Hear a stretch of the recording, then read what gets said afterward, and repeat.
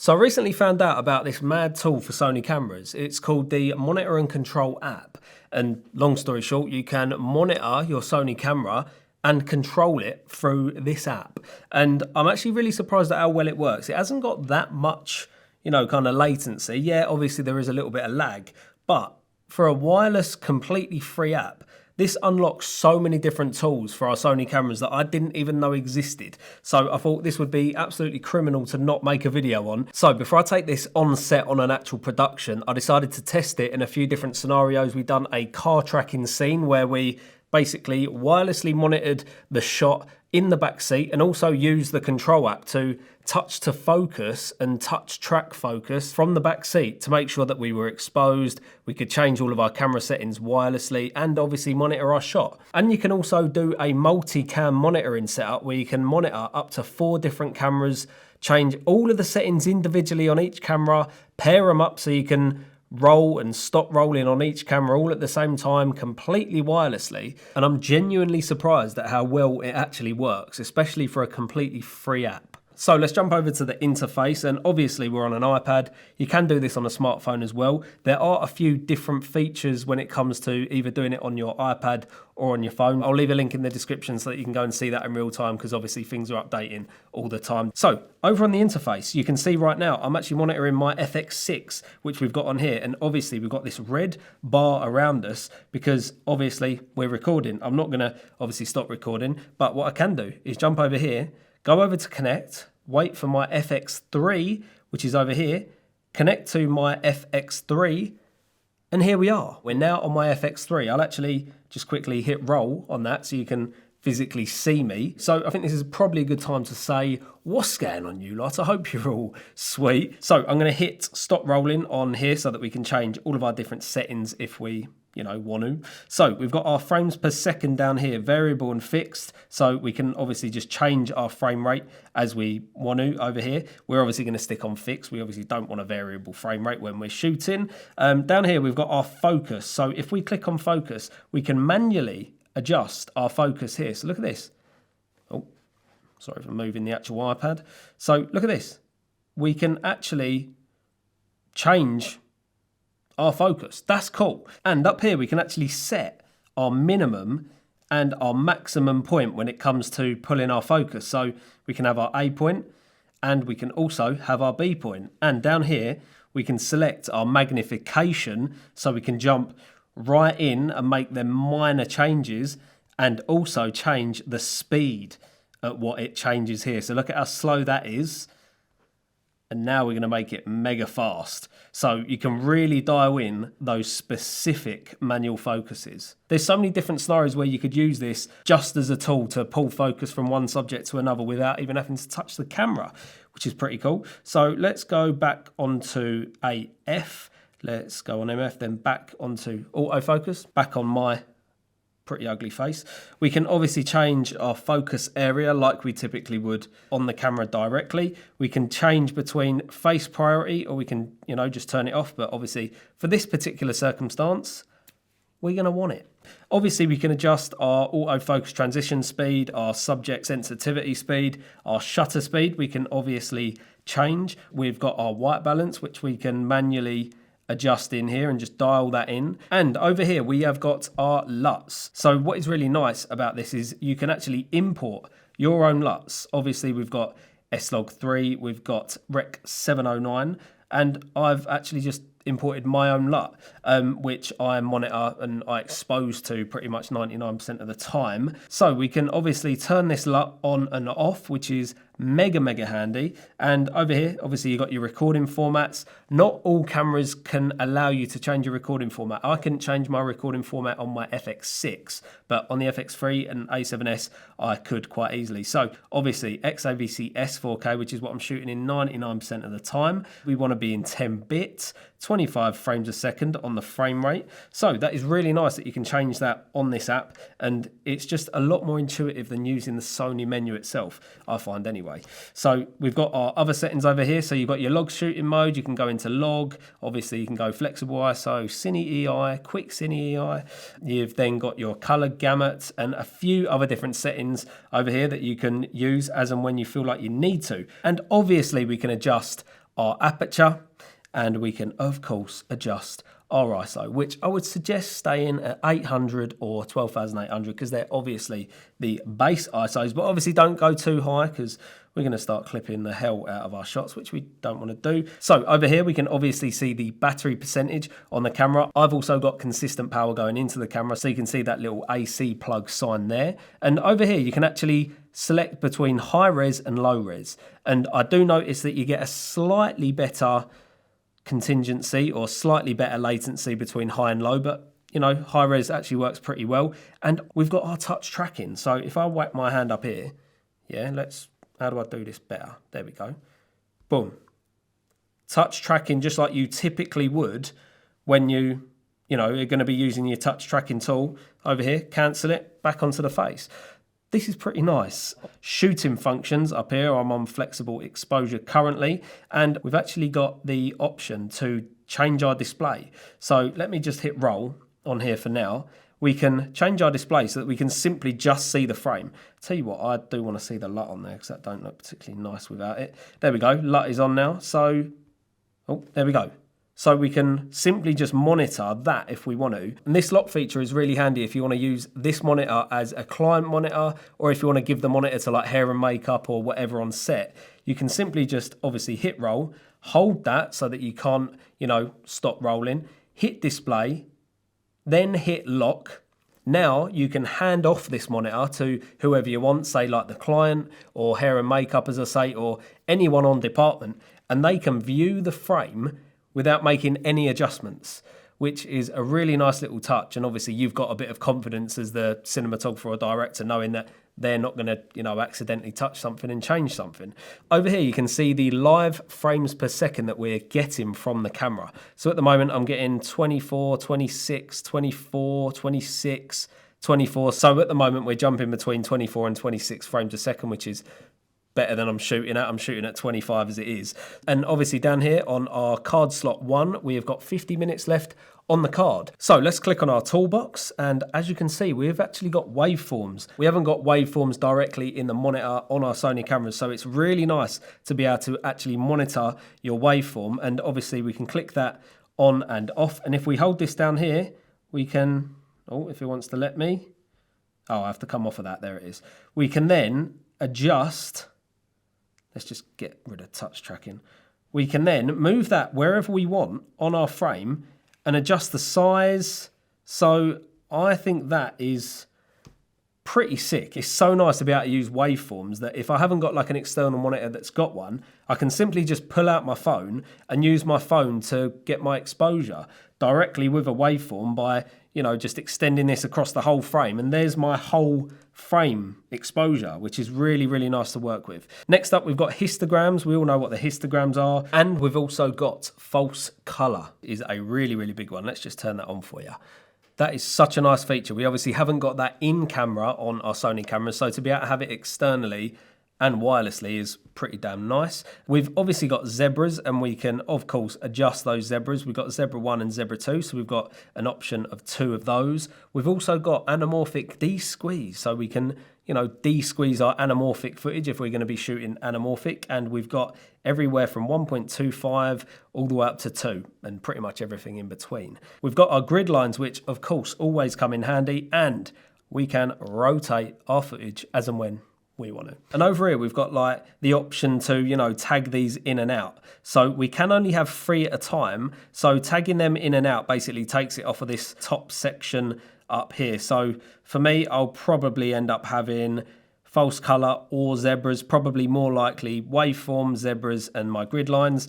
And then obviously when we're just generally monitoring, I can just tap them on and off. Grid line on, zebras on, and waveforms on and off. So that's quite nice. It would be nice to have all of them up there, but you know, that's pretty nice. Right, so we're out here in the Essex countryside and we've got a lovely old school BMW to film with the FX3, and we're going to be monitoring the FX3 feed through the monitoring and control app on the iPad. So the plan is that Ollie is going to be strapped up in the back seat on the back of the car, and he's going to be shooting out the back of the car with a gimbal.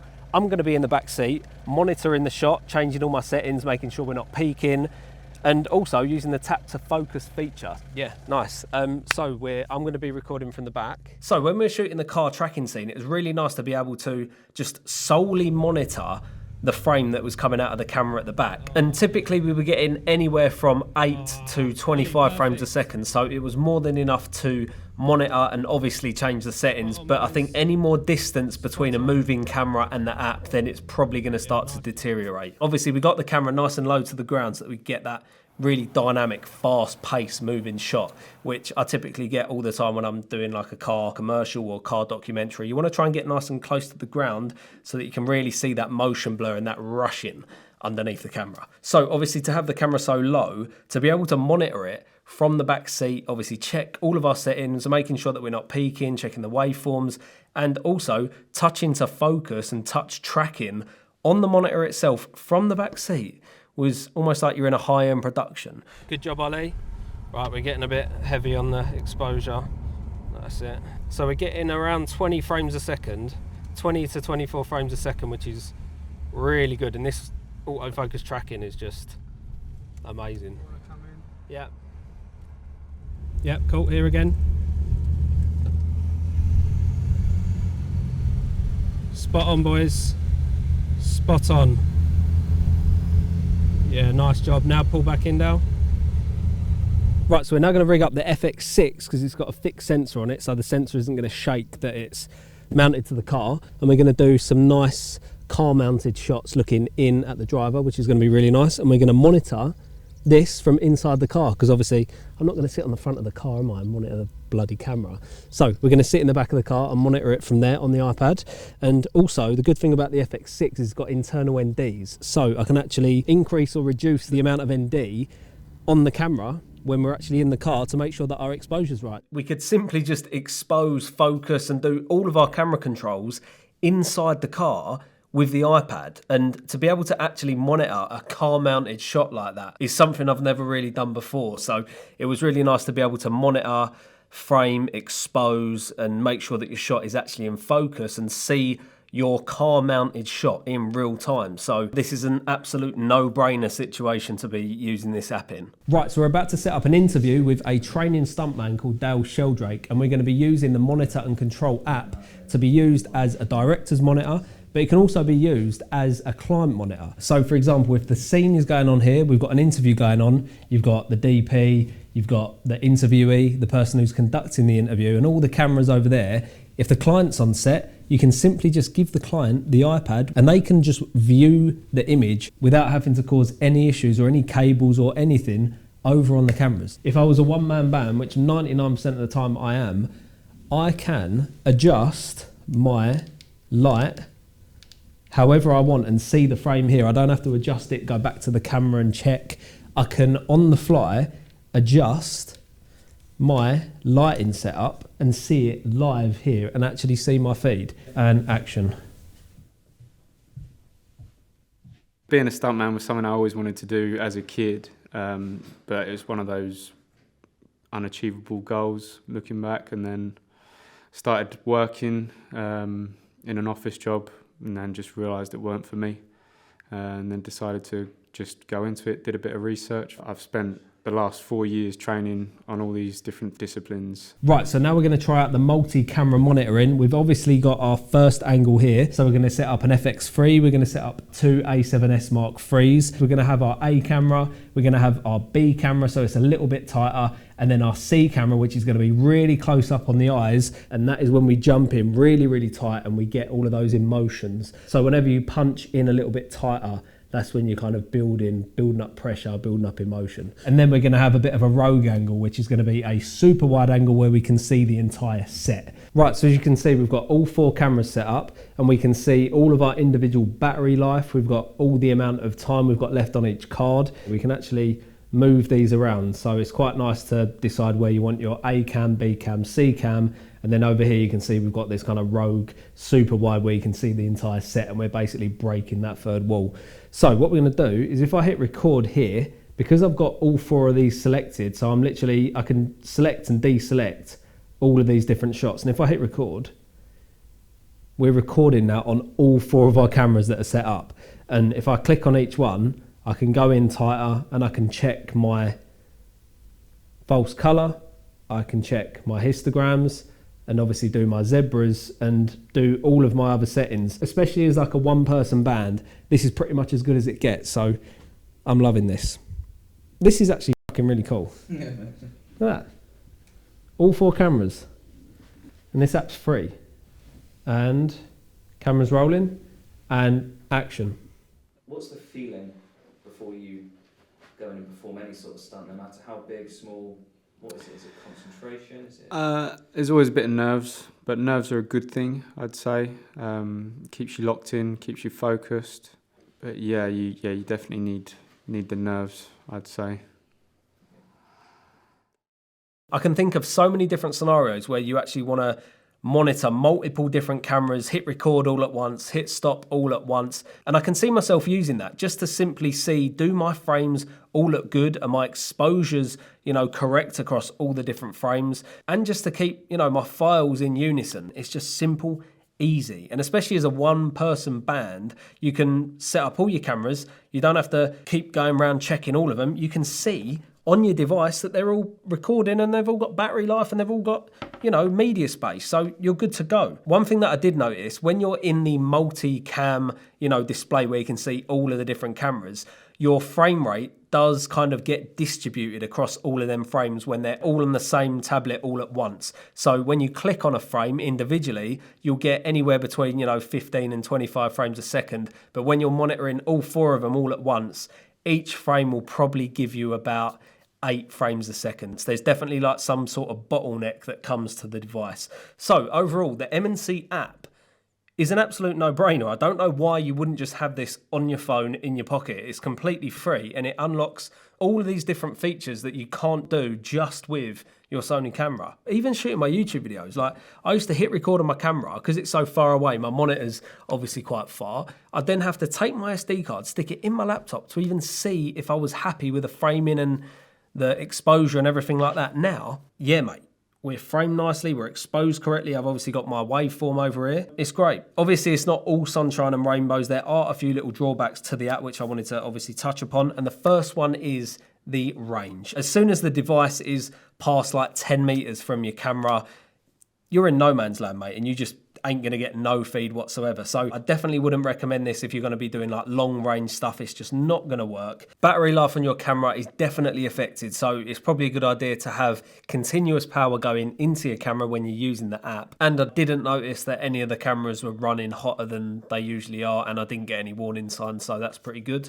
Also, it is really annoying that our waveform actually adjusts depending on what we're monitoring. We only want to see our waveform to the image that is coming directly raw out of the camera, which in this case is S-Log3. So we always want to see that waveform even when we are monitoring a LUT. So Sony, if you are watching this, we need to see that in an update, please. And also the setup time. So to actually set up each camera is a bit of a nightmare. Once your setup is fine. So if I go over to connect over here, obviously I've got my FX6 and my FX3. Once they're already set up, that is how quickly you can jump between the different cameras. And if you want to do multi-cam monitoring, right, it's literally even quicker. You just connect the cameras that you want to connect, right?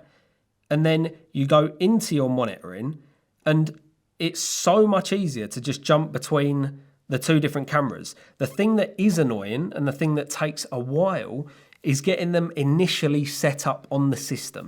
So Sony, if you could sort that bit of friction out, this whole experience would just be so much better. But for a free app, I thought this is just way too good to not show you lot and give you guys a bit of an example as to how I would typically use it in the field. I think it's mad, and I think there's so many different scenarios where it can be used that I haven't even thought of yet. So as soon as they do come up, I will obviously let you lot know. So you lot, thanks so much for watching this video. I'll leave a link in the description so that you can check out what cameras work with the app and what devices and all that kind of stuff, because obviously it's constantly changing. And as always, mate, I'll be catching you lot in the next one, mate. Bosh.